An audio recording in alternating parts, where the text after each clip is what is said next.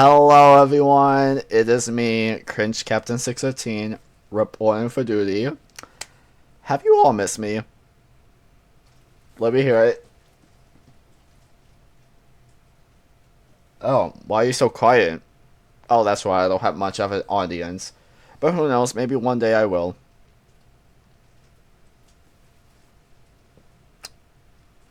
Sorry, that was an inside joke. And maybe somewhat true. So, yeah, I've been going for about a month for this channel, and I was unsure to return. At first it was a no, but then I created a community poll, which was what, yesterday? Yep, I think it was yesterday. And then, I don't know who voted, but someone said, I do miss your content, so please come back. You got your wish, whoever voted. I'm back.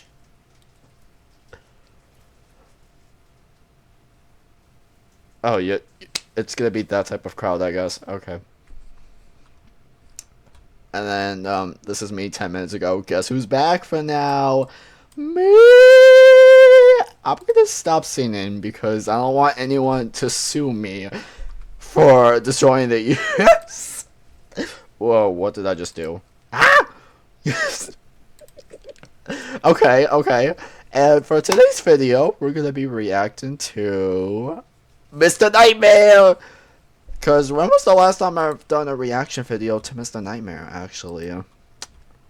Let me check. I'll check for you guys, because I don't remember.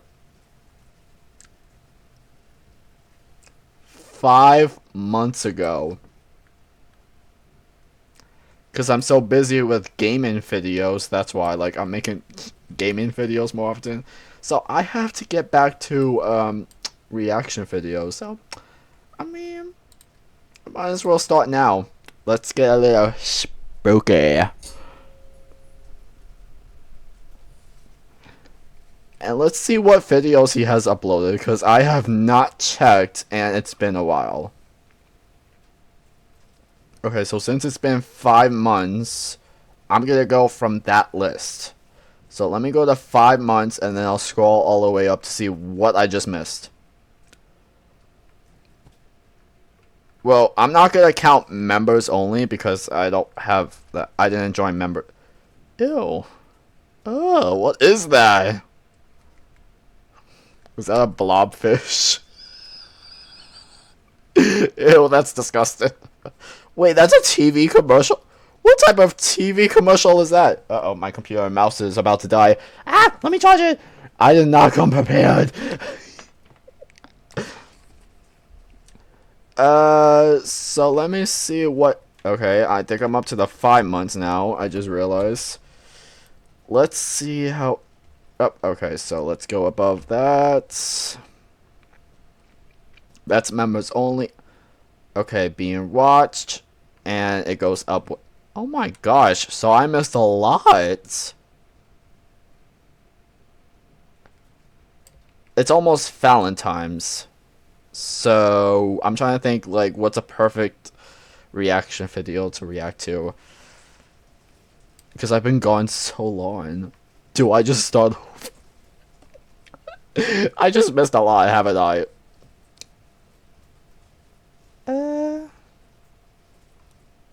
You know what? Let's react to stuff that's recently, like weeks ago. Or days. That works. Oh, actually, you know what? Since it actually snowed outside today where I live, I'm gonna react to like horror stories where it was snowing. I'll probably gonna regret this. So we're gonna react to 2 videos actually. 3 scary true snow nights horror stories and 3 chilling true scary blizzard horror stories. Yes, that's what we're gonna be reacting to. Are you all ready? Good, because I'm not. His channel always, well, I don't know if it's a he, but this channel always attempt to scare me. It's probably a he, but I don't want to like assume genders. but this channel does get me a lot. Alright, let's start. Imagine being able to build an app with... I'll be right back. We're back. Sorry, it was an advertisement. Alright, let's see. Actually, is my volume up like a appropriate amount? Okay, maybe 44 is a little too much because you have to hear my voice because I'm gonna speak. Alright, let's go.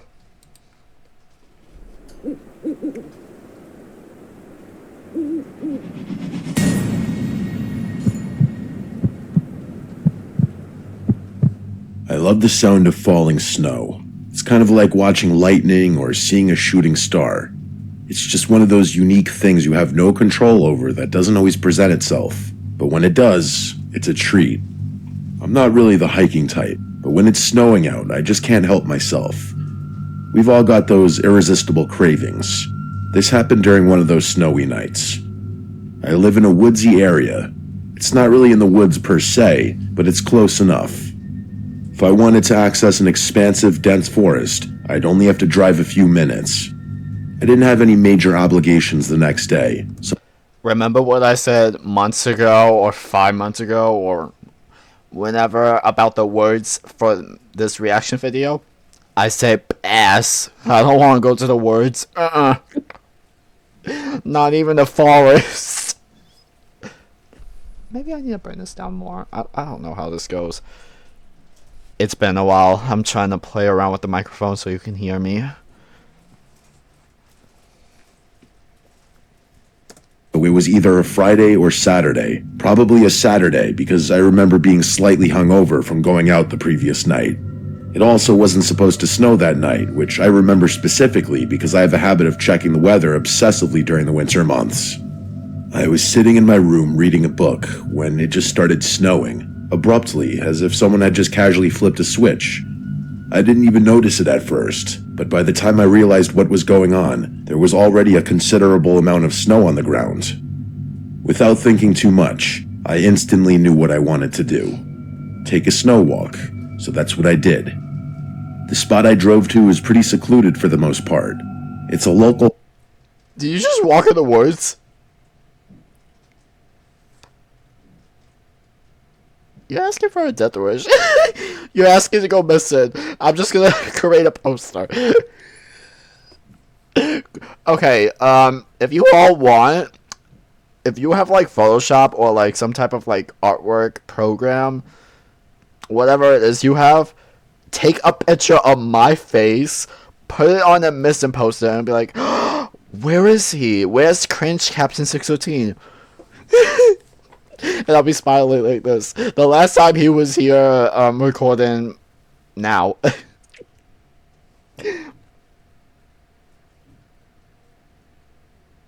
Did you capture my face? But seriously though, you're asking to get kidnapped. You're asking to be murdered. You're asking to get robbed. Anything could happen, or you're asking to be attacked at least. You're asking to be stalked? No way. I'm not going to the woods. Especially at night? No. hiking trail that usually doesn't see that much traffic. I stepped out, admired the snowfall for a few seconds. Also, what does this say?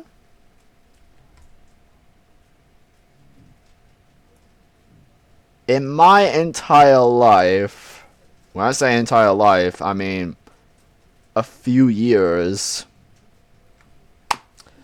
Or like some decades. I've never seen a sign that's like scribbled up like this. I was gonna say AI, but then I just realized this Huh.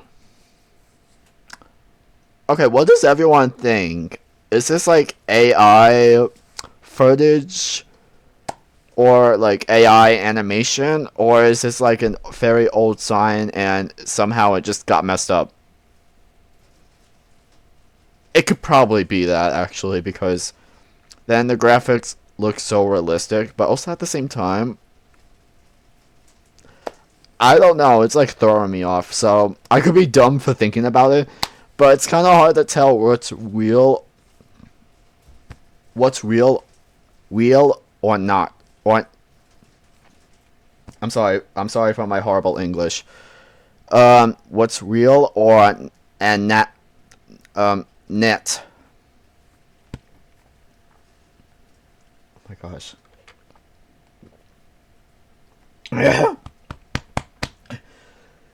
I can't even speak without choking. I was about to choke there. I meant to say what's real or not. Whew. Got it.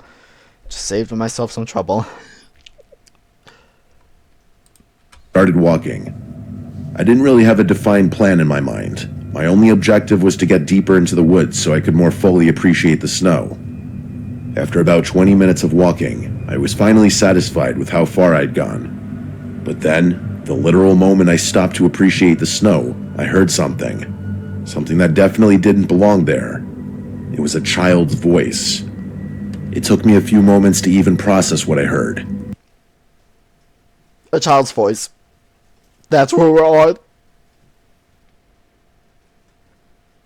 Good to know. Good to know. Good to know. Leave that area now. Yeah, I wouldn't go near that sound. Let's see if they go near it. They probably would, honestly. Just as I was telling myself my mind was playing tricks on me, I heard it again. The sound of a little boy yelling, "Hi." I know that sounds pretty benign, but it was just so freaky in the moment. It was quite literally the last thing I was expecting to hear out there, It's a setup. all alone in those woods. The other unsettling thing about it was that I couldn't really tell where the voice had come from. It sounded like it could have come from a number of different directions, if that makes any sense. I whipped my head around, but there was no one there. I kept looking around frantically, but there was no one in sight. Just as I was about to head back to my car, I heard the voice again. It was definitely a little boy's voice, only this time, he said, "Up here, silly." Without even processing how freaky of a thing that is to say, I instinctively looked up. No. And there he was. There was a little boy who looked to be around 9 years old, just sitting on a tree branch in a tree not too far away. I actually thought it was gonna be like someone messing with him to either rob him or to murder him or kidnap him. I actually thought something bad was gonna happen, but so far it's just a little boy. Oh, okay, that got me a little bit. Okay, I'm done pausing. Let's focus. It was the most bizarre thing. The boy was clearly bundled up for the cold, but how he managed to climb that tree, I had no idea. The lowest branch to the ground was at least 20 feet off the ground. Strangely, seeing him kind of calmed me down a little. It was almost like I had been afraid of not knowing where he was, as opposed to him being there. I walked over to the tree he was sitting on, keeping my eyes on him the entire time. He was smiling this really wide grin that reminded me of the expression someone who hadn't learned to smile yet would make. My sense of security started disappearing the more I looked around, though. For starters, there wasn't a single footprint around the tree he was sitting in, meaning he had climbed up there before it had started snowing, meaning he had been sitting in that tree for at least 45 minutes. And that's not even mentioning the fact that he figured out a way to climb that thing in the first place. Like I said, it would have been exceedingly difficult to do so, even if you had climbing experience. The tree was perfectly straight. He would have had to shimmy up 20 feet. He waved at me, and I didn't waste a second. I asked him how he got up there, and he told me it was a secret. Then he just went back to smiling that awful grin. I didn't know what to do. This kid clearly didn't belong out there, and I felt compelled to do something. But what was I supposed to do? Try and climb the tree to get him down? Before I could think of something to say, he stood up straight on the branch he had been sitting on and said, "Watch this." Then without warning, he leaned back and fell. He fell what must have been at least 30 feet. I screamed. There was nothing else I could do. I watched in horror as he landed directly on his back with a gruesome thud. I thought he was dead. There's no way any amount of snow could have cushioned that fall. I ran over to him, but before I could reach him, he sprung up off the ground and started running away from me. It was impossible. Falling from that height should have been enough to kill him. I screamed again, this time out of shock, and I watched as he ran off deeper into the woods. Even with the bright snow on the ground, it was still dark enough for him to run out of sight. I don't know what came over me. Instead of doing the rational thing and turning around, I ran after him. I don't know why. Can I question that too? Why would you run after him? Falling from, what was it, 30 feet high? Was it trending at 30? Well, either way, it was so high for a little kid. Fell backward. Is he insane? Wait, is this a normal kid? What am I watching? Is this even a true story, or is this... Okay, now I'm starting to have judgmental problems of what's real and what's not, because this sounds kind of fake. Right? Because if there was like a little boy and made a thud noise...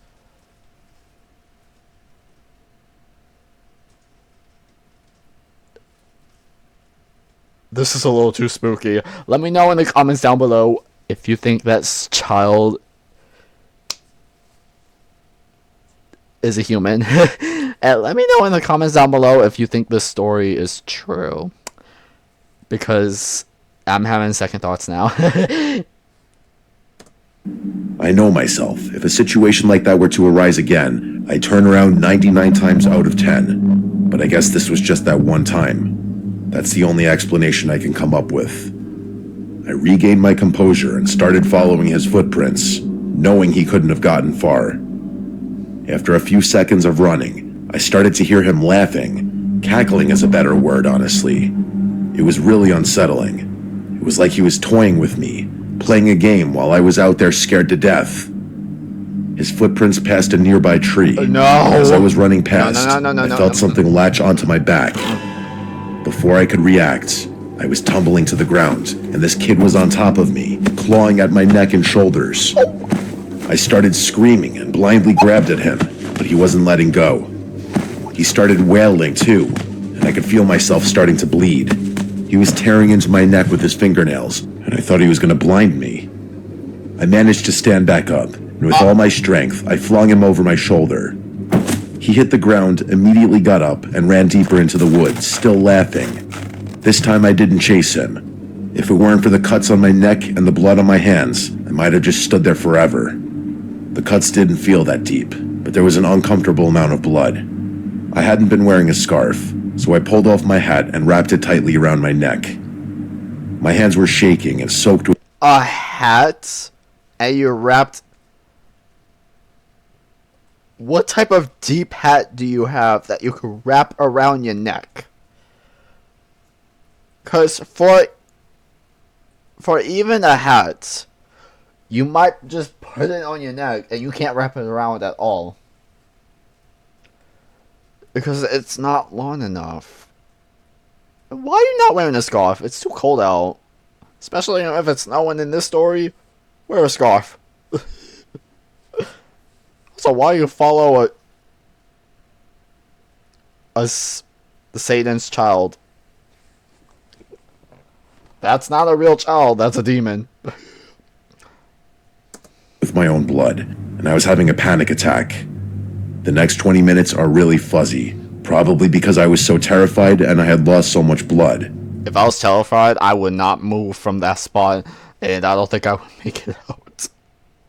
That shows how much survival instincts I have. The next thing I remember is being in the back of an ambulance, and then after that, I remember talking to some police officers about what happened. I got the medical attention I needed and was asked to recount my story like 10 times. At the time, I didn't realize what was so unbelievable about it. I would only later learn that while I had been in the hospital, the police had searched the area and found nothing. What's worse, they allegedly followed my footprints and only found the one set, mine. I remember being so emotionally distraught when I found that out. I was furious at the thought that they hadn't searched the woods thoroughly, but why would they lie? By the time I was discharged from the hospital and done talking to police officers, I didn't have much energy to do anything other than sleep. I can't remember if this was the day after or 2 days after, Like I said, things got a bit fuzzy, but I eventually went back to that hiking trail. It had snowed considerably since then, so it wasn't too surprising to find that my footprints had been snowed in. I searched the entire forest. It must have taken me hours, but there was no sign anyone had been there.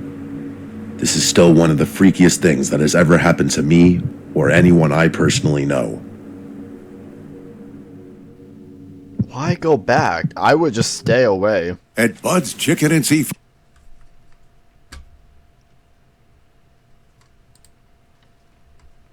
They really know how to get my heart pumping. I could guarantee one of these days I could get a heart attack with these stories. Okay, I'm not meant to joke around with it, but for real, it's terrifying, I would assume. Alright, I'll be back like always. And we're back.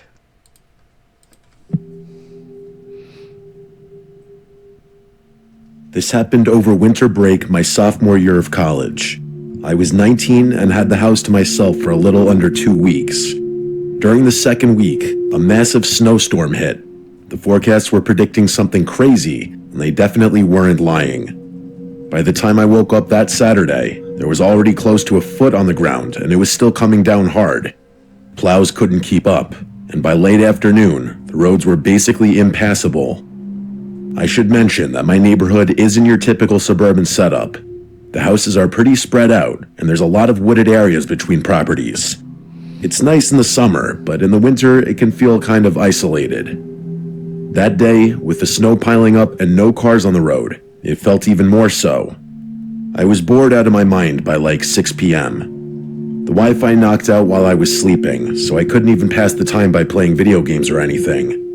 For context, my only hometown friend is this guy named Ryan, and I knew he was around because I had literally hung out with him the day before.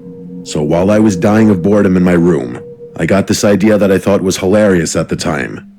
I was gonna walk to his house and surprise him. The roads were undrivable, sure, but I figured I could make it on foot. It was only about 1.5 miles, maybe a little more.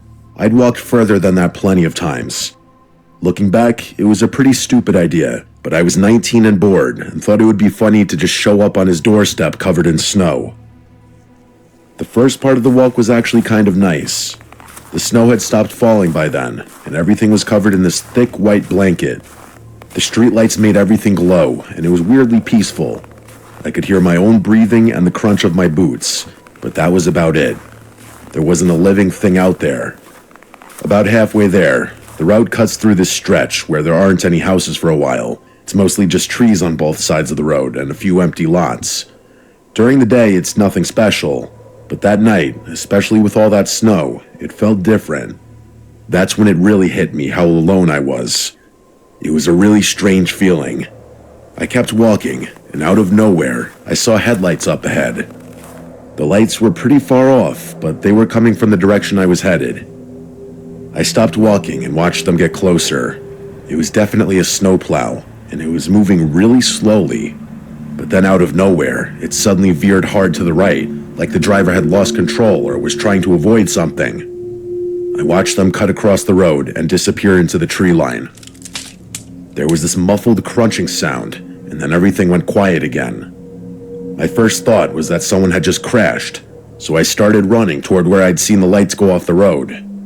The snow was deep, and I couldn't move that fast. But the only thing on my mind was the thought that someone was hurt and needed help. It took me a few minutes to reach the spot. I could see where the vehicle had gone off the road, so I followed the tire tracks until I found it. The scene looked exactly as I predicted. A snowplow with its front end crumpled and smashed into a tree. Its headlights were still on, and the engine was still running. I ran up to the driver's side, preparing myself to have to lift someone through the snow, but when I got to the window and looked inside, there was no one there. The driver's seat was empty. I stood there for a second, not really processing what I was seeing. I thought maybe the driver had been thrown from the vehicle or something, so I looked around. The windshield wasn't shattered though, so they must have still been inside the plow. I checked the passenger side, but that seat was also empty. I ended up pulling the driver's door open in frustration, thinking maybe they had slumped down below the steering wheel, but there was no one there either. It took me a few seconds to realize that the entire plow was empty. There was quite literally nowhere else someone could have been. I remember just standing there in the snow, staring at this wrecked snowplow with its headlights still on and its engine still running, feeling like something was very, very wrong. There were no footprints leading away from the truck. Whoever had been driving the thing had just vanished. It's hard for me to describe what I felt next. I got this sudden, overwhelming sense that I needed to leave. Stop taking meeting notes and let... I'll be right back once again. And we're back once again. It wasn't a thought so much as a feeling, like something in my gut was forcing me to get out of there. I trusted my gut and backed away from the plow. As I was walking back the way I had came, I heard a voice ring out from somewhere behind me. It was a man's voice, and he was yelling for help. I wanted to turn around and help. That was my goal in the first place, but every instinct I had was screaming at me to keep moving. I started running, and as I got further away, I heard the voice yell out one more time. It sounded much closer the second time, like impossibly close. No one could have moved that fast through such deep snow. I didn't turn around. I ran the entire rest of the way to Ryan's house. The joke was pretty much ruined at that point. I must have looked insane when his mom answered the door. I explained what happened, and Ryan's dad ended up calling the police. In the time it took the police to get out there and back amidst all that snow, Ryan and I had gone back and forth about what I'd seen probably a dozen times. He kept asking if maybe I imagined it, or if maybe the driver had walked away before I got there, but I knew for a fact that my eyes hadn't been playing tricks on me. When the police got to Ryan's house, they revealed something horrifying. Apparently they hadn't found any tire tracks on that round at all. They had searched the entire road, but there was no sign that a plow had ever even been there. The officer actually accused me of making the entire thing up, and I had to argue my case. I was practically begging them to believe me. The officer ended up just leaving, and there was nothing I could do about it. I stayed at Ryan's that night. I didn't want to walk back home in the dark, and honestly, I don't think I could have even if I wanted to. The next morning, after the plows had finally cleared the roads, Ryan's dad drove me home. I've thought about that night a lot since then, and every time I do, I come to the unfortunate conclusion that what happened to me is just one of those unexplainable things. I guess it's possible that I hallucinated the whole thing, but that terrifies me just as much.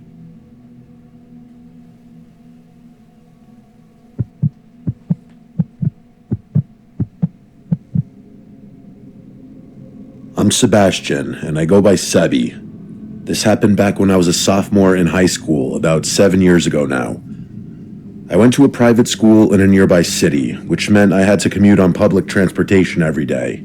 Train in the morning, train in the afternoon. It sounds tedious, but honestly, I didn't mind it.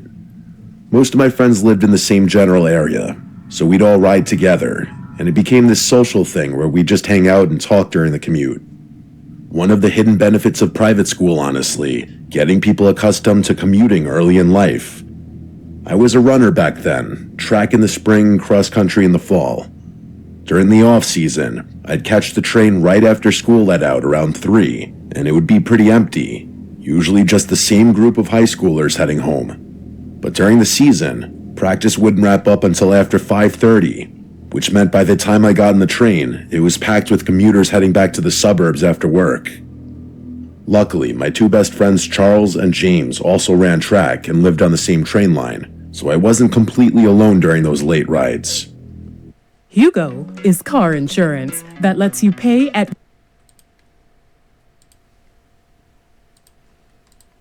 One night after track practice, it started snowstorming the moment our train left the station. It was midwinter, so night is definitely the right term, even though it wasn't even 6 yet. And snowstorm is also the right term because it went from 0 to full-on blizzard in like 5 minutes. We found out while we were on the train that ours was the last one operating on that track. The forecast was predicting a massive storm, and they weren't letting any more trains leave the station after us. The snow only got worse. At one point, the three of us were genuinely wondering if the train was even going to make it to each of our stops, and even so, we quickly realized there was no way our parents could drive to pick us up. The roads were already a mess, so even if we made it to our respective stations, we'd have no choice but to walk home. For James and Charles, that wasn't a huge deal. They were practically next-door neighbors in a pretty lively, dense part of town. Plus, their houses weren't that far from the station. For me, though, it was different. My station was isolated. I'd have to cross a highway and then walk over a mile in this woodsy stretch to get home. I called my parents from the train and explained the situation. They told me I didn't have much of a choice. My dad told me to just suck it up, bundle up, and be careful. James and Charles got off at their stop, and I dapped them goodbye. The rest of the ride was just me and a handful of other passengers, and by the time we reached my station, I was the only one left. The doors opened and I stepped out onto the platform. It was completely empty, just me and a full blizzard. It was dark, but there was decent visibility because of the snow. Everything was white, and the light from the station reflected off of it in this pretty but eerie way. I stood there for a second, taking it in. It was a sight I had never seen before. Usually that station is bustling with cars and people, but with the snowstorm and all, it looked completely deserted. I started walking. There was no point in prolonging the inevitable. For whatever reason, I thought crossing the highway would have been more difficult, but there wasn't a single car anywhere in sight, including snowplows. I actually stopped and looked around, kind of in awe. It was beautiful in a weird way. I started thinking to myself I'd probably never experience anything like that ever again. After the highway, though, came the woods. The only other option was following the road home, but it was really windy and would have added a ton more walking, so I decided to just push through and walk through the woods. I don't know how long I'd been walking, but I happened to glance up after looking down at my feet for a while, and the moment I did, I had to hold back a yell. About 30 yards ahead of me, there was someone standing there, a man. He was facing me directly, almost like he knew the exact path I had to take. At first, my brain couldn't process what I was seeing, because he wasn't dressed for the weather at all. He was wearing a short-sleeved shirt and shorts in the middle of a blizzard, and to make things worse, his face was twisted in this deranged smile. I didn't move. Short pants, short sleeve shirt, and a deranged smile.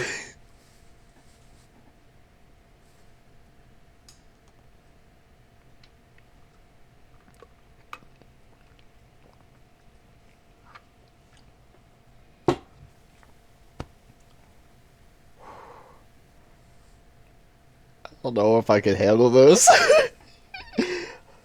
And he was standing in front of him, knowing the direction he was about to walk in, and he's blocking the path. I think you might be dealing with a little crazy person. Yeah. Maybe just walk back. Yeah, walk backwards. It's probably best. I think I know what's going on, but it's probably best I don't say it because I probably have younger audience. I'm just gonna say the person's probably not in the right mind. That's all I'm gonna say. If I have younger audience, it's probably best if I don't say what I think. Okay. Whew, I'm feeling nervous already from this video. Whew, okay. Let's continue. I just stood there watching him, waiting to see what he was going to do. My mind was racing, trying to come up with some explanation, but the shock of the situation was too much for me to handle. I couldn't think or move, and in one abrupt motion, he went from smiling and standing still to screaming and charging at me.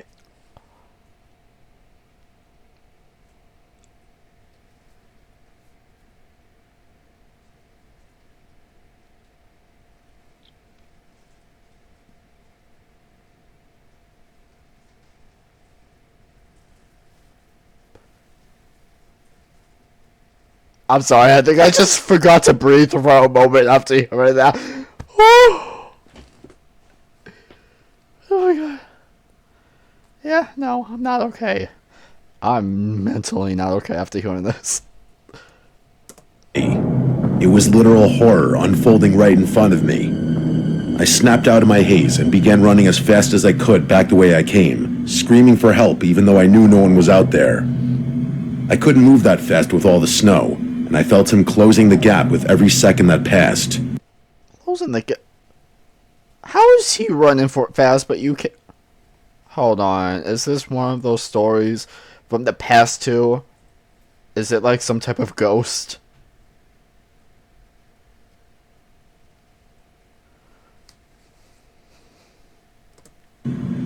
The chase felt like it lasted forever.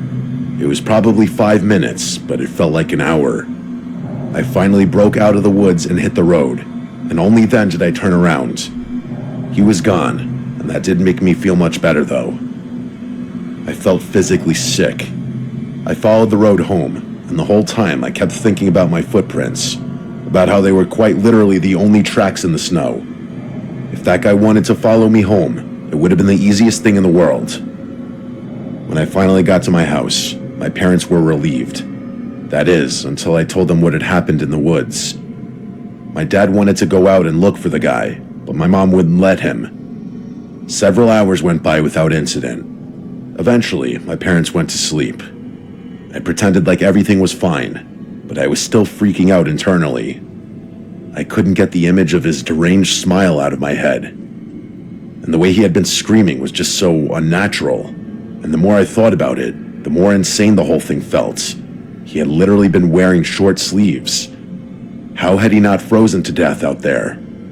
I was making myself crazy, so I forced myself to stop thinking about it and just go to sleep. But of course, I couldn't fall asleep. It was like I was in that 30-second shock after waking up from a nightmare, only instead of 30 seconds, it was several hours. That's the best way I can describe how I was feeling. At one point, I heard a tree branch rattle my bedroom window, which startled me out of bed. I went over to the window to see if I could dislodge it somehow. I pulled back the curtain and literally dropped to the floor, yelling.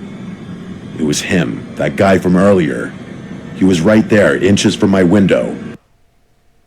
You have a stalker! You have a stalker! It's a real person!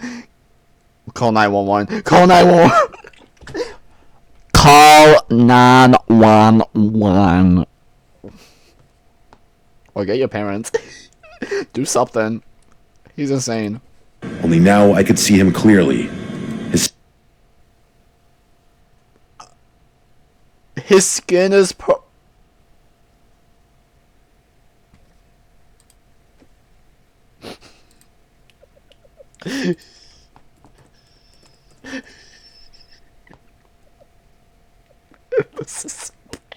Oh wait. Okay, so I do have to go on Google.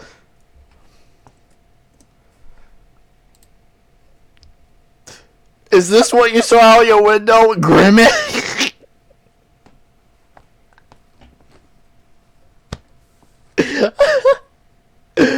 Does anyone know who this is? Cause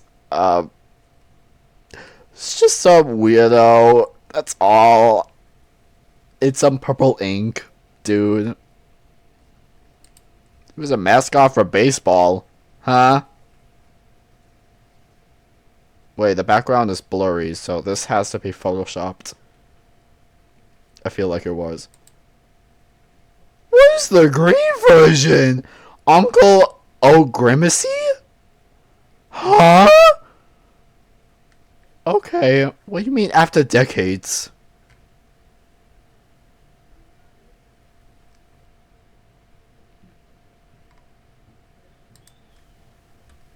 Okay, back to the video. Skin was purple, like he was freezing to death, and he was bald with this patchy gray beard. My dad burst into the room and just barely saw that guy through the window before he took off. My dad went to go run out in the snow, but my mom stopped him and convinced him to call the police instead, which he did. Hold up. I forgot the person's name, but he got out of the woods. There was no other footprints of the guy following him.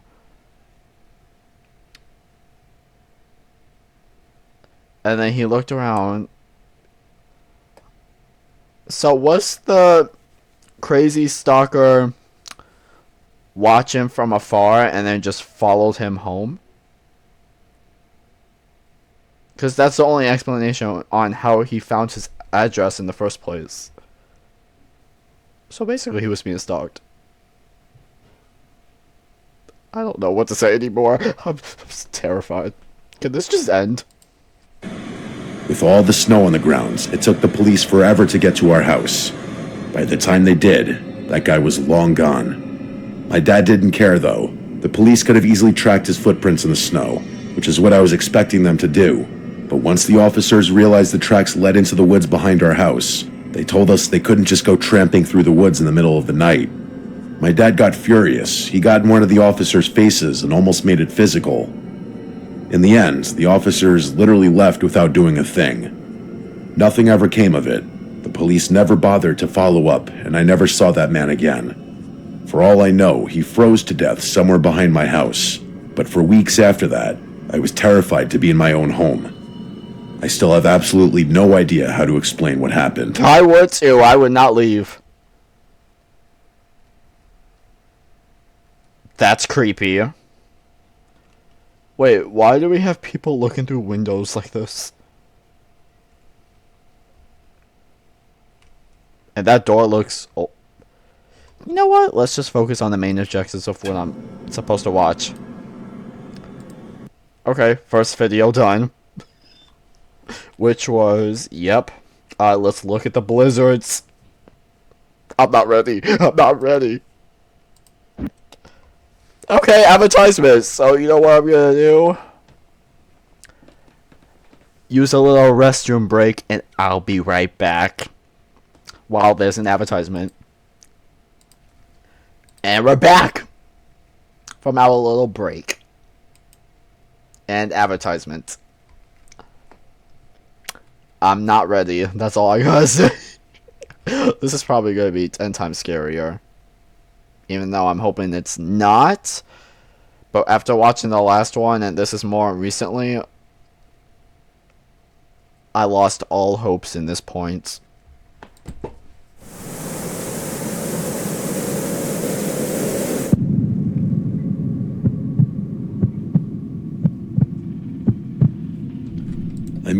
After hearing that heart pounding, we already know how this is gonna go.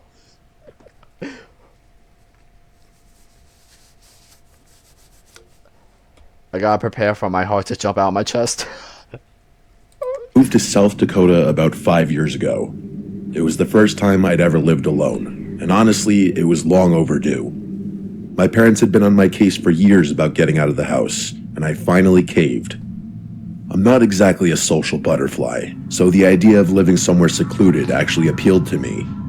The house I found was in one of the snowier parts of the state, tucked away on a stretch of land where the nearest neighbor was a solid walk away. That was fine by me. For the most part, that's exactly what I got. The first few years were uneventful in the best way possible. I kept to myself, went to work, came home, and didn't bother anyone. I never introduced myself to any of the neighbors, partly because I'm just not that kind of person, and partly because there wasn't much of a compelling reason to do so. The houses out there are so spread apart that you could go weeks without seeing another soul. Everything changed one afternoon in early February. I was at work when the snow started coming down. At first, it was nothing unusual, but within an hour, it had escalated into something else entirely. The wind picked up, visibility dropped to almost nothing, and the roads started getting dangerous. My boss eventually told everyone to head home before conditions got any worse. I drive a lifted truck, so I wasn't too worried about making it back. I've driven through plenty of bad weather before, and the truck has always handled it well. Still, there were certain sections of the drive that had me a little concerned. By the time I finally pulled into my driveway, I was just relieved to be home. But when I went to unlock my front door, I realized it was frozen solid. I stood there for a second, processing what was happening, then tried again, but it wouldn't budge. I didn't have a lighter on me, or anything else that could generate enough heat to thaw the mechanism. I tried breathing on it, cupping my hands around it, even banging on it a few times out of frustration. None of it worked. I walked back to my truck and sat there, not sure what to do. The heater was blasting, and I told myself I'd just wait out the storm. Maybe it would die down in an hour or two, and I could figure something out. But as I sat there watching through the windshield, the snow only seemed to fall harder. After maybe 10 minutes, I realized I was making a mistake. The longer I waited, the worse things were going to get. My truck was already half buried, and even with the lift, I doubted I'd be able to get back out of the driveway. So now, driving wasn't even an option anymore. I didn't have anyone to call. I didn't know any of my neighbors, and my parents were hours away. I tried to drive the truck out of there, but like I suspected, it was stuck. My only real option was to walk to one of the neighboring houses and ask for help.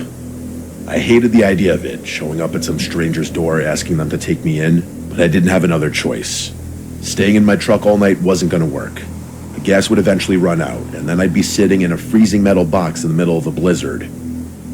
The closest house was still pretty far away, probably a quarter mile or so. By the time I reached it, I was shivering uncontrollably.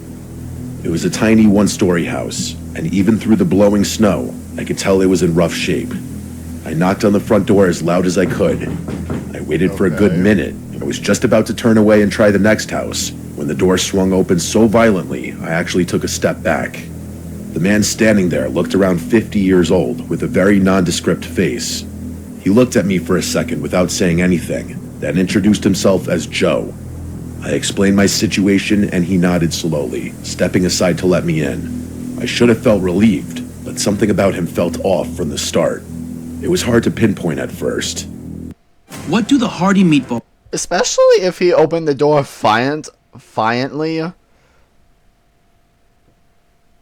Why did you go in the house? I mean, I get it, you're freezing it. Your first instinct is to get inside for a little bit to cool off, but I think I'd rather deal with the freezing cold, honestly, but I don't think I would be thinking straight. So I'll give him the benefit of doubt. I'll give them a benefit of doubt, I meant. But I wouldn't stay there too long and get comfortable. Probably not. And we're back. The house was warm, which was all I really cared about in the moment. He offered me a seat on the couch and sat across from me in a worn-out armchair. We made small talk for a few minutes, or at least I tried to. He answered my questions, but his attention seemed to be somewhere else entirely. His eyes kept darting around the room, from me to the floor to the ceiling to somewhere over his shoulder. It was like he couldn't focus on any one thing for more than a few seconds. At first, I thought maybe he was just nervous about having a stranger in his house. That would have been understandable, but the longer we sat there, the more unsettled I became. He couldn't focus on the conversation either. He'd be mid-sentence and then just trail off, staring at a spot in the wall like he was looking through it. I decided I wanted as little interaction with this guy as possible. I told him I was exhausted and asked if I could just get some sleep. He seemed almost relieved by the suggestion and pointed to the couch, saying I could crash there for the night. I asked if we could turn out the light, and he flicked off the lamp without argument. But he didn't leave. He just stood there in the doorway for what felt like a full minute, not saying anything.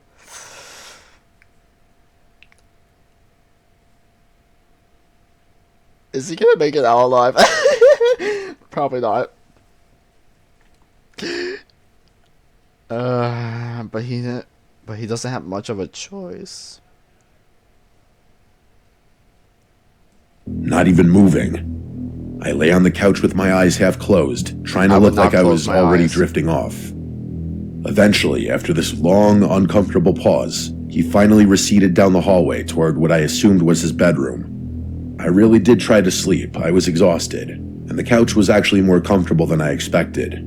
But I couldn't shake the feeling that something was deeply wrong. Every time I closed my eyes, I started to drift off and then jolt awake, convinced I heard something. About an hour in, I actually did start hearing things. It took me a few seconds to realize that the thumping and scraping sounds were coming from above me. At first, I told myself it was just snow shifting Above.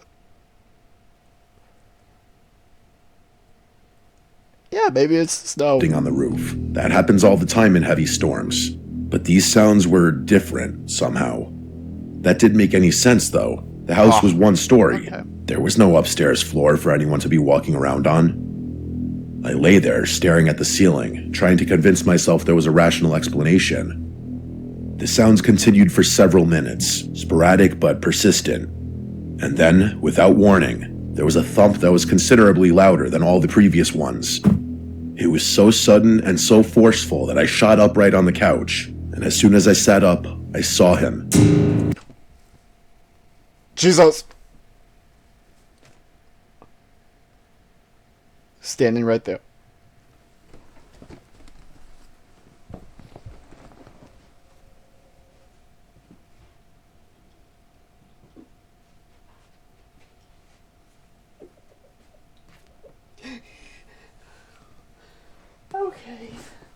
Okay, no, I can't do this.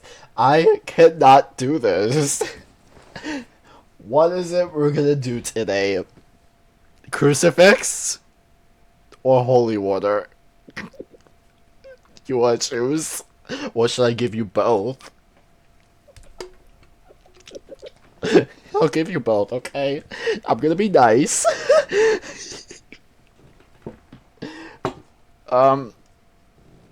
The power of Christ compels you. That's what happened. The end. I'm gonna keep this crucifix with me because I have a feeling I might need it again.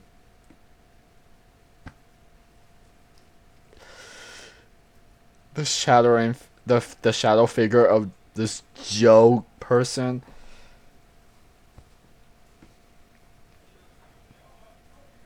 I'm not ready. I'm not ready. No. He might be insane. I can't. Joe was standing in the doorway again. He must have been there for a while, just watching me in the dark, because I hadn't heard him come back. My skin started feeling itchy. I opened my mouth to say something, but before I could get a word out, he literally charged at me. So tasty. Charge at you!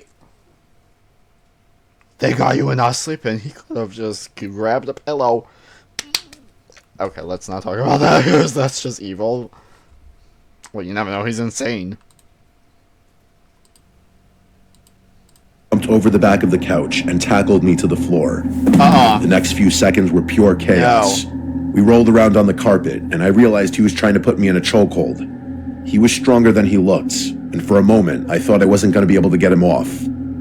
I kept resisting, and he started yelling. He screamed at me to stop fighting. He kept referencing this her, like I was supposed to know what he was talking about. He said she was lonely, and something about how she would find me good company. I wasn't thinking about that, though. I was fighting for my life. I finally managed to get enough leverage to shove him off me. I scrambled to my feet, grabbed my coat, and ran for the front door. I didn't even put my coat on. I was too terrified to waste any more time. Behind me, I heard that crazy fuck scream something. I'm pretty sure he said, "She's not gonna be happy," or some insane shit along those lines. I ran and didn't stop until I reached the next house. The family who answered the door were normal people, a husband and wife from the looks of it. They took one look at me and pulled me inside without asking questions. I slept on their couch that night. The next morning, I woke up to the wife, who introduced herself as Kathy. She was making everyone coffee. The three of us sat at the kitchen table, and I told them what happened. As soon as I described the house, the husband, whose name was Brandon, interrupted me. He asked if it was Joe. I said yes, and he just nodded, like he wasn't surprised at all.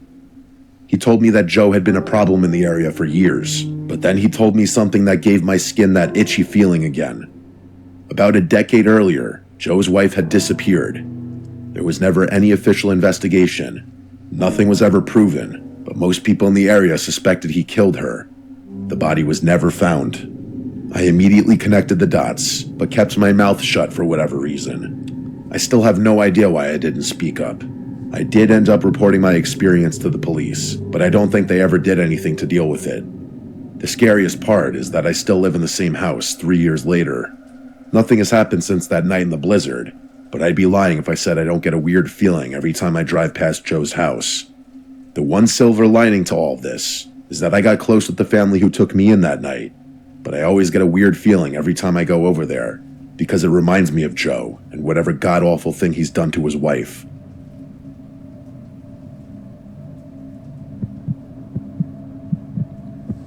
So I knew it. It was an insane person. This happened last winter during one of the worst blizzards I can remember. I'm 27 and live alone in a small rental house in upstate New York. I work remotely in finance, which sounds fancier than it is. Mostly, I just sit at my desk and stare at spreadsheets all day. The point is, I rarely have a reason to leave the house during the week. Some weeks, I don't leave at all. Anyway, the local news has been hyping up this blizzard for days. You know how they get. Every storm is potentially historic or life-threatening, until it dumps 3 inches and everyone moves on. But this one actually looks serious. The weather alerts were telling people to stay off the roads unless absolutely necessary, stock up on essentials, all that. So I went grocery shopping that morning, grabbing enough food to last me through the weekend, and then I settled in for what I assumed would be a boring few days of working from home. The snow started in the mid-afternoon, and by around 8 p.m., I could barely see past my front porch. I spent most of the evening on my couch, half watching TV and half listening to the wind howl outside. It's a specific kind of sound, wind during a blizzard, not like a summer storm where it comes and goes. This was constant, like the house was inside a tunnel. At around 10:30, I heard a new sound. It was kind of like a loud thud, followed by this dragging sound, sort of like something heavy being pulled across wood. I figured a tree branch had come down. There are a few old oaks near my driveway, and with all that snow and wind, it wouldn't be surprising if one of them dropped a limb. It's probably not that, though. About 15 minutes later, though, I heard a car horn. It wasn't a normal honk. It was weak and intermittent, almost like someone had tapped the horn on accident. I went to my front window and looked out. There was a vehicle stopped near the end of my driveway. I could see its headlights cutting through the snow, but that was about it. I stood there for a few minutes, waiting to see if anyone could get out, but I couldn't make out any movement. With the storm the way it was, I couldn't even tell what kind of car it was. My first thought was that someone had slid off the road. It happens out there, especially in weather like that. It sounds callous, but I wasn't about to trudge out into a blizzard to check on a stranger, not when I could barely see 10 feet in front of me. I went back to the couch and tried to focus on something else. At around 11, I heard knocking at my front door.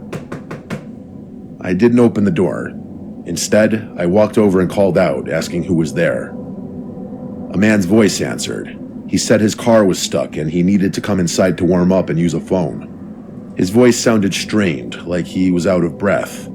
Part of me felt guilty. If this guy really had been walking through that storm, he probably was freezing. But another part of me still wasn't fully ready to just open my door to a stranger in the middle of the night. Instead of opening the door fully, I cracked it, making sure to keep the security chain locked. The man on my porch was covered in snow, like to a laughable extent. It was caked on his jacket, his shoulders, his hair. He was shorter than me, and he was visibly shivering. He said his phone had died and that he'd been walking for some time, trying to find a house with lights on. I was just about to open the door when I noticed his boots. I don't know what made me look down, but I did. And here's the thing. His boots were clean. Like, clean and dry, too. If this guy had really been walking through a blizzard for any length of time, his boots should have been caked with snow and ice as well. Hell, mine get like that just walking to my car. I felt something cold settle in my stomach that had nothing to do with the weather. I told him again that I would call for help and make sure someone came for him. He asked me to be let in again, more firmly this time. I didn't respond. I just closed the door and locked it. Good choice. I could hear him say something on the other side, but I was already walking to get my phone. I called 911 and explained the situation. While I was on the line with the operator, I heard footsteps move from my porch to the side of my house, toward the back. The operator told me to stay inside and keep all the doors locked.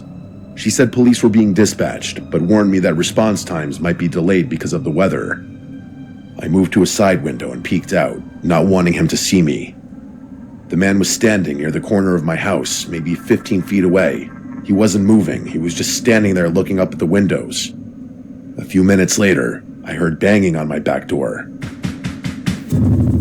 Like someone was trying to break through.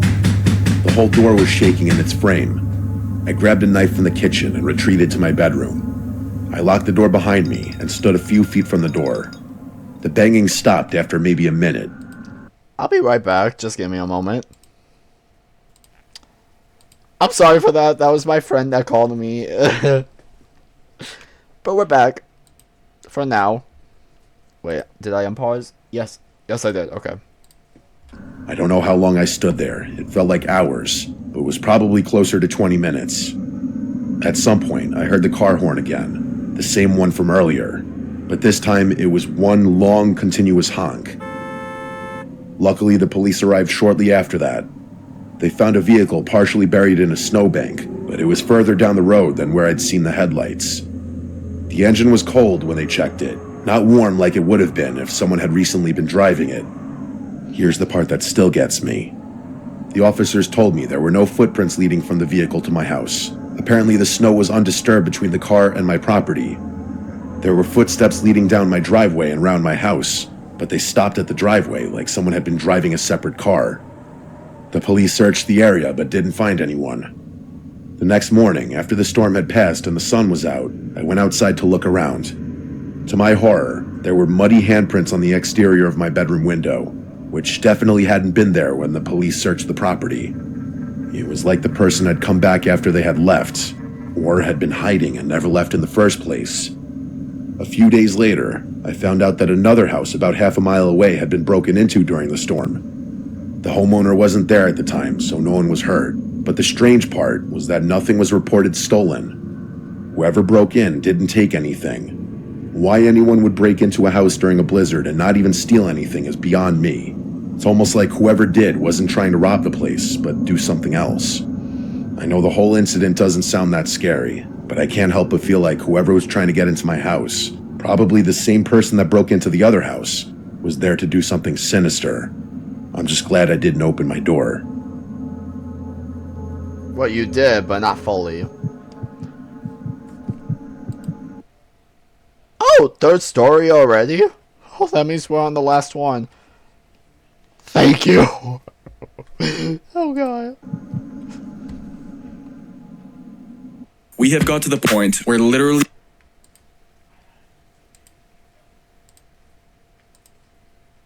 We're almost there. Almost done. This happened several years ago now. I have told maybe 3 people about it. My wife, my brother, and one close friend who I knew wouldn't think I was losing my mind. I'm telling it here because I still don't have an explanation, and at this point, I've accepted that I probably never will. I'm 34, and I live in British Columbia. For most of my 20s, I was a professional skier, alpine racing mostly. I competed nationally for about 6 years before my body started telling me it was time to stop. Nothing dramatic like a career-ending injury or anything, just the accumulation of wear and tear that happens when you've been throwing yourself down mountains since you were a kid. I stepped away from competition when I was 26, which felt like the right call at the time and still does. But retiring from competitive skiing doesn't mean you stop skiing. If anything, it freed me up to do the kind of skiing I actually loved, backcountry stuff away from the resorts and crowds. I say all this not to brag, but to establish that I knew what I was doing out there. I was avalanche trained, certified in wilderness first aid, and familiar with every protocol you're supposed to follow when you're skiing alone in remote terrain. I'd done dozens of solo trips in the backcountry without incident. The plan that day was simple. I was going to hit a remote range a few hours north of where I lived, a spot I'd skied before, actually. The weather forecast was calling for light snowfall, maybe a few inches, but nothing that would prevent a day trip. I checked the avalanche conditions the night before and again that morning. Everything looked manageable. I got to the mountain just after sunrise, strapped on my gear, and started skinning uphill. The snowfall started picking up while I was climbing, which wasn't unusual, but the wind had changed too. It was coming from a different direction than the forecast had predicted, and it was stronger than it should have been. Visibility was also dropping much faster than I was comfortable with. The smart move would have been to just turn around immediately, but I was already at the top of a line I'd been looking forward to all week. I told myself just one run and then I'd call it early. I've replayed that decision 1,000 times since then, and before you say it, yes, I know it was stupid. I know experienced people die all the time in the backcountry because they make exactly the kind of call I made that day. I knew it then too, but I did it anyway. The descent started fine. The pitch was manageable, and I was skiing conservatively just to be extra safe. About 2/3 of the way down the mountain, though, the worst possible thing happened. If you've never been caught in an avalanche, it's hard to describe how fast it happens. 1 second you're in control, the next you're just not. It's not the same thing as wiping out or even catching an edge. The snow moves, and you have no choice but to move with it. I got lucky. The avalanche wasn't big, probably a class 2, which was enough to knock me off my skis, but not enough to bury me. I tumbled maybe 30 or 40 yards before I slammed into something solid. Slammed as in instant deceleration. I don't even know what it was, rocks probably, or maybe a tree buried under the snowpack, but all I remember in that moment was the feeling in my left leg. I remember just lying there, trying to convince myself everything was all right, but it wasn't. My skis had released, that was good, that's what they were supposed to do, but one of them had tumbled further downhill, and I had no idea where it ended up. I tried to stand and immediately collapsed. The pain in my leg was unimaginable. I can't even begin to describe it. It was I probably managed like to a get rough myself rock. into a sitting position and took stock of the situation. The snow was still seemingly getting worse, too, which meant I was likely in the opening moments of a blizzard. But the worst part was obviously my leg. I couldn't put much weight on it, which meant I couldn't ski out even if I found my other ski. My options were limited. I had 3 choices. 2 of them were suicide, and the third wasn't much better. I could stay where I was and hope someone came looking for me, but only one person knew where I was that day, and he wouldn't have assumed something was wrong for at least a few hours. I could try to dig and wait out the storm, but I didn't have the supplies for an overnight, and the temperature was dropping. Or I could start moving, painfully and slowly, to try and cover as much ground as possible before conditions got even worse. I chose to move. It's not like I had much of a choice. True. There's just something about Bud's chicken. Okay, we gotta stop.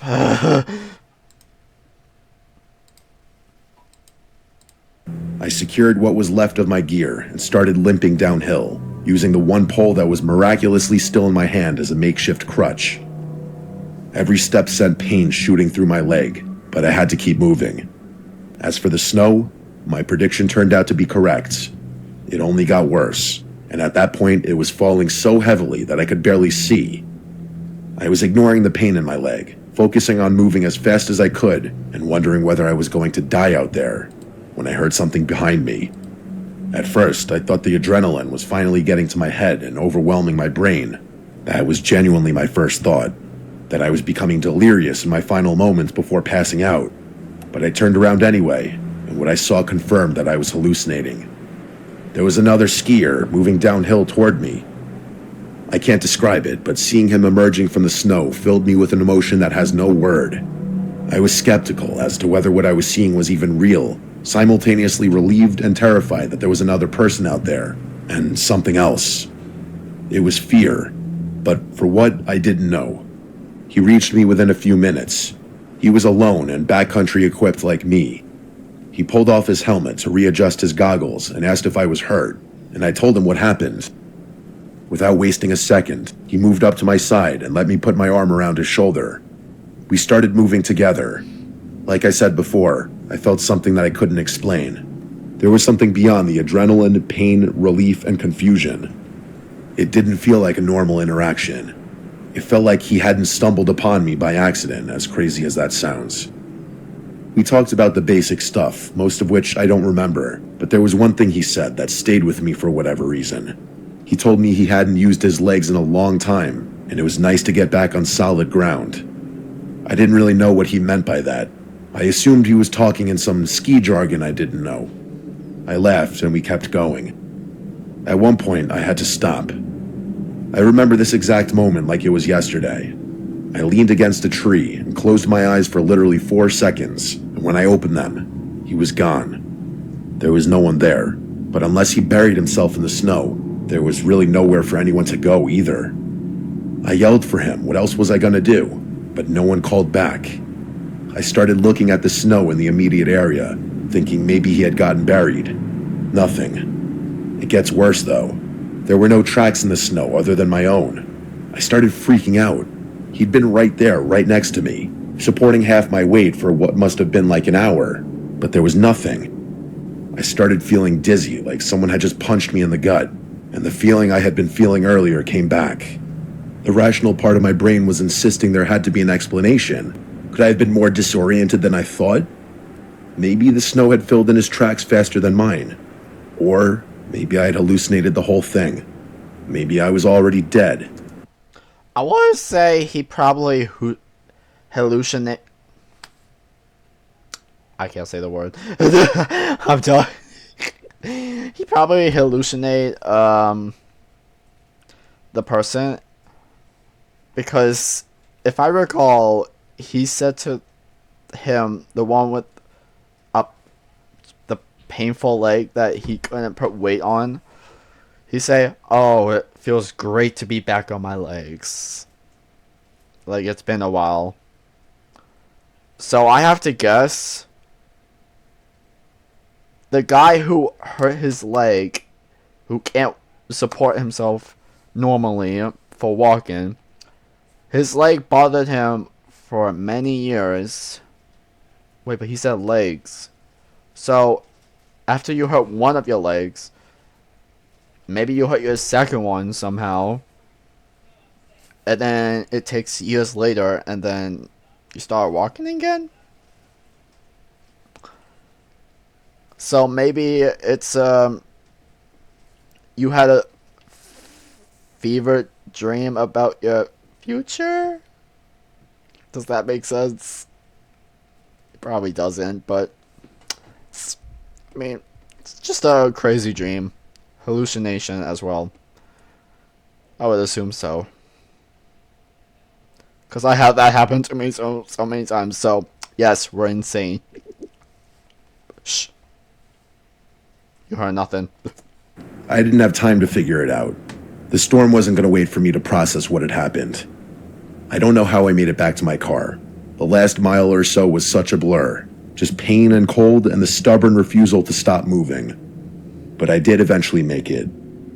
I drove myself to the hospital and finally got some good news. The doctor told me my leg was severely sprained but not broken. They told me I got incredibly lucky. Fast forward to a few days later, and I'm still recovering at home, but I can't stop thinking about one thing. That other skier, where he'd come from, where he'd gone, why there hadn't been any tracks. I kept telling myself I'd figure it out eventually, but I think that was mostly wish casting. I was combing through some local skier-centric website, something I do often, and that's when I stumbled upon something terrifying. It was a story about a fatal backcountry skiing incident. A man who'd been lost in a storm a few weeks prior. It had happened on the same mountain range, and authorities hadn't been able to find a body. The worst had been assumed. There were no photographs of the man on the article, and when I searched up his name, I didn't find any Facebook or Instagram profiles or anything of the nature. So I can't compare the man I saw on the mountain to the man in the article, but it's still a chilling coincidence nonetheless.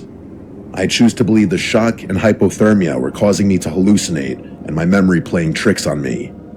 Maybe my brain constructed something to convince me that I wasn't alone on the mountain, but I remember his shoulder under my arm. I remember feeling him helping me down the mountain. There's no way I could have moved that fast by myself. I still ski, but I haven't gone alone since then. I still have no idea what helped me off that mountain.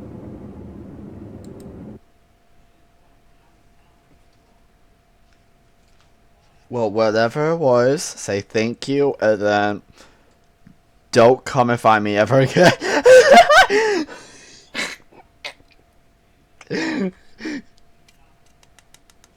Even if you're friendly. Uh-huh. Here's a crucifix.